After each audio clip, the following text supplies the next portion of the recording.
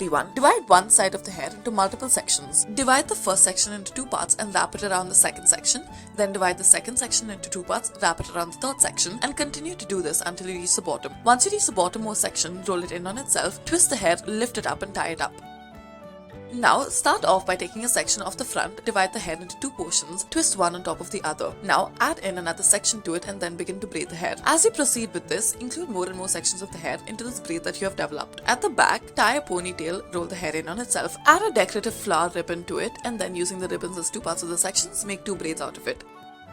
Divide the hair into four parts to the top and the bottom portion alternatively, add multiple rubber bands and then join it on either side to the ponytails on the side. Then use a bun stick, wrap your ponytail around it and adjust it accordingly into a bun.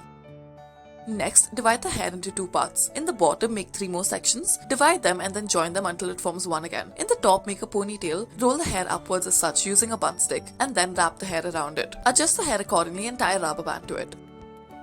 Divide the hair into three sections. Add rubber bands to it and then tie it up to the top, braid the hair, roll the braid up into a bun and then add a decorative clip to it. Next, start off by tying a ponytail, divide this ponytail into three parts. Add a rubber band to the middle of each of these three parts, roll the hair in on itself. Lift it up slightly and then tie a rubber band to it. Add another rubber band at the base and then wrap it around as a bun. Divide the hair into two parts, twist it around and then fasten it in its place using a clip. Add a decorative clip to it. Thank you for watching.